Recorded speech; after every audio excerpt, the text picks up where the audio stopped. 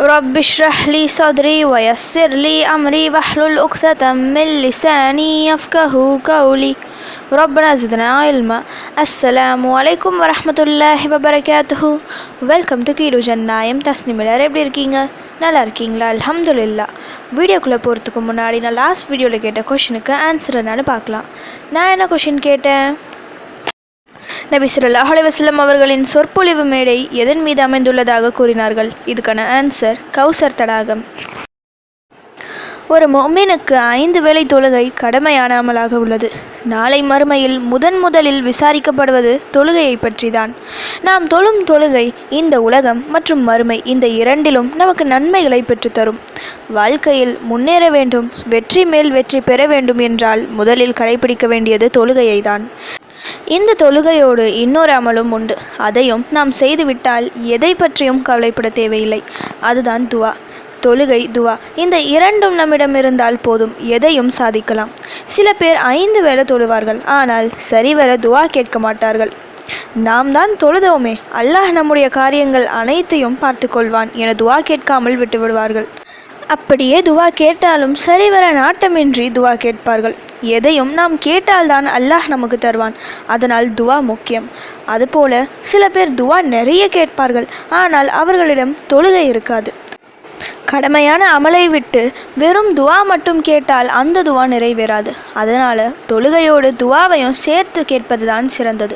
அப்படி ஒவ்வொரு வேளை தொழுகை முடிந்து நாம் துவா கேட்டாலே நம்முடைய கஷ்டங்கள் மலை போல இருந்தாலும் எல்லாம் விலகிவிடும். இன்னைக்கு நான் சிம்பிளாக ஒரு துவாவை சொல்கிறேன். ஒவ்வொரு வேளை தொழுகைக்கு பிறகும் இந்த துவாவை மட்டும் நீங்கள் சொன்னால் போதும், உங்கள் எல்லா தேவைகளும் நிறைவேறும், எல்லா கஷ்டங்களும் தீரும்.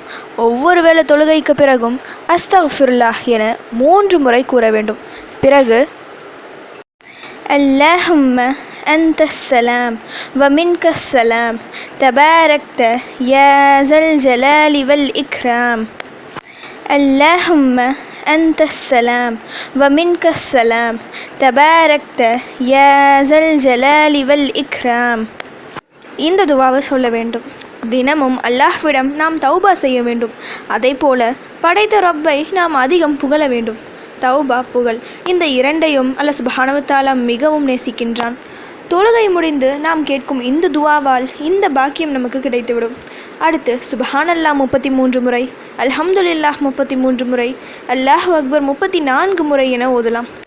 இதில் அல்லாஹு அக்பர் இதற்கு பதிலாக லா இலாஹ இல்லல்லாஹ் என்ற இந்த திக்ரையும் ஓதலாம். அப்படி இல்லைனா சுப்ஹானல்லாஹ் 10 முறை, அல்ஹம்துலில்லாஹ் 10 முறை, அல்லாஹு அக்பர் 10 முறை இப்படியும் ஓதலாம். இவை எல்லாம் அல்லாஹ்வை புகழக்கூடிய வார்த்தைகள். இதை கேட்டு அல்லாஹ்வும் நாம் என்ன கேட்டாலும் அல்லாஹ் தருவான். நமக்கு சொர்க்கத்தை பெற்றுத்தரக்கூடிய திக்ர்கள் இவை. அதிக நன்மைகளை பெற்றுத்தரக்கூடிய திக்ர்கள். இவற்றின் சிறப்பை அறிந்துதான் ஷைத்தான் அவ்வளவு சீக்கிரம் இதை ஓத விட மாட்டான். ஒரு வாரம் தொடர்ந்து ஓதி வந்தாலே நமக்கு என்ன வேலை இருந்தாலும் சரி, இந்த திக்ர்களை ஓதாமல் எழுந்திருக்க மாட்டோம். இதற்கு பிறகு உங்கள் தேவைகளை தமிழில் கேட்கலாம், சஜ்தால கேட்கலாம். இப்படி ஒவ்வொரு வேளை தொழுகைக்கு பிறகும் டெய்லி ஓதி வந்தால் எந்த கஷ்டமும் நமக்கு இருக்காது. நபி ஸல்லல்லாஹு அலைஹி வஸல்லம் அவர்கள் வழக்கமாக ஓதிய துவாக்கள் இவை. இதை ஓதாமல் அவர்கள் தொழுகையை விட்டு எழுந்திருக்க மாட்டார்கள். நபி ஸல்லல்லாஹு அலைஹி வஸல்லம் அவர்கள் ஒரு அமலை விடாமல் வழக்கமாக செய்து வந்துள்ளார்கள் என்றால் அந்த அமலில் ஏராளமான நன்மைகள் இருக்கும். நாமும் இதை வழக்கமாக ஓதி வந்தால் நபி ஸல்லல்லாஹு அலைஹி வஸல்லம் அவர்களின் சுன்னாவை கடைபிடித்த நன்மையும் கிடைக்கும். அது மட்டுமல்லாமல் நம் வாழ்க்கையை மாற்றக்கூடிய அமலாகவும் இது இருக்கும். இன்று முதல் ஓத ஆரம்பிங்க. இனி உங்கள் வாழ்க்கையில் தோல்வியே இருக்காது. இந்த உலகத்தில் எல்லா வெற்றிகளும் வாய்ப்புகளும் உங்களை தேடி வரும் இன்ஷா அல்லாஹ். ஓகே, இப்போ ஃபைனலி கொஷின் டைம். அலி ரலியல்லாஹு அன்ஹு அவர்களுக்கு அபு துராப் என்று பெயர் சூட்டியவர் யார்?